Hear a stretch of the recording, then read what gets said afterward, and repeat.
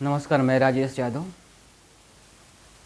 आजकल बच्चों के माता पिता बच्चों पे ज़्यादा बोझ डालते हैं। जो उनकी इच्छाएं होती हैं वो बच्चों पे थोप देते हैं। बच्चों को थोड़ा प्रेशर कम देना चाहिए।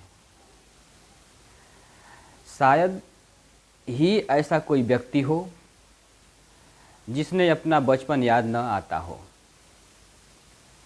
बचपन की पहचान चंचलता और मासूमियत से होती है, मगर अब ऐसा शायद ही देखने को मिलता है।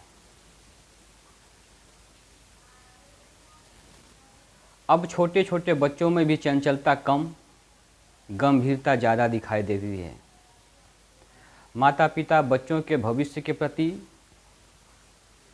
अधिक सचेत रहते हैं और सभी सुविधाएं उन्हें उपलब्ध कराते हैं।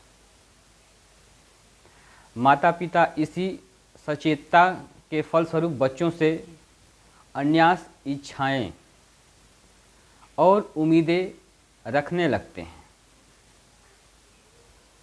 आवश्यकता से ज़्यादा बच्चों के माता पिता उनसे उम्मीदें रखने लगते हैं तथा बच्चों के जीवन को आवश्यकता से अधिक शिक्षा के बोझ तले दबा देते हैं।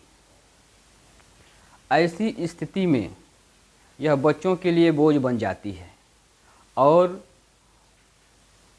उनके भोले भाले बचपन का शोषण होने लगता है। बच्चों के पास अपने बचपन के लिए समय ही नहीं बचता। उनसे पूछो तो बताते हैं कि सुबह स्कूल, फिर ट्यूशन, फिर होमवर्क और फिर ट्यूशन होमवर्क और फिर क्या। उनके मन में उदासी आ जाती है। उदासी के साथ दिन खत्म हो जाता है। इसी दबाव में आकर अधिकांश बच्चे मानसिक रूप से परेशान हो जाते हैं। शारीरिक खेल कूद न हो पाने के कारण उनके स्वास्थ्य पर भी प्रतिकूल असर पड़ता है। साथ ही उनकी मासूमियत, चंचलता और बचपन का दायरा सिकुड़ता जाता है। अभिभावक यह न भूलें कि उन्होंने स्वयं भी अपना बचपन जिया है। बच्चों के भविष्य के प्रति सचेत रहना जरूरी है, मगर बच्चों पर उनकी क्षमताओं से अधिक दबाव डालना गलत है। आपकी अन्यास उम्मीदें और इच्छाओं के मधुर स्वप्न कहीं आपके बच्चे के जीवन को कटु न बना दे। बच्चे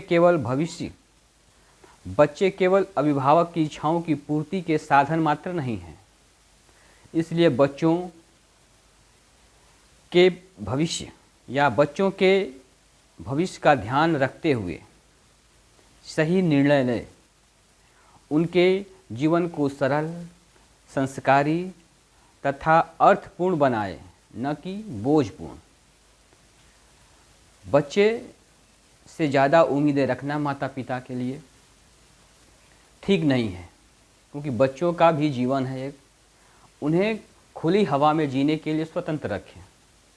अगर आप स्वतंत्र रखेंगे, बच्चों को दबा के नहीं रखेंगे, तो उनका जो विकास होगा, जो ग्रोथ होगा, जो मानसिक क्षमताएं होती हैं, वो उनके अनुसार बढ़ेंगी।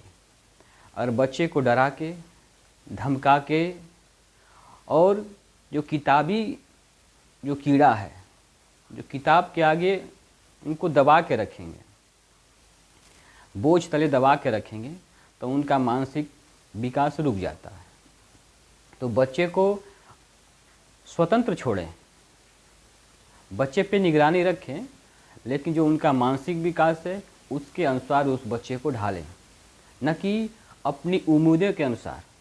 आपने उम्मीद पाल रखा है कि मैं नहीं बन पाया, तो बच्चे को बनाना है। ऐसा नहीं, बच्चे किस दिशा में जा रहे हैं, उनका रुझान किस दिशा में है, आप वो देखते हुए बच्चे को शिक्षा दें और बच्चे को स्वतंत्र रहने दें। बच्चे पे ज़्यादा बोझ न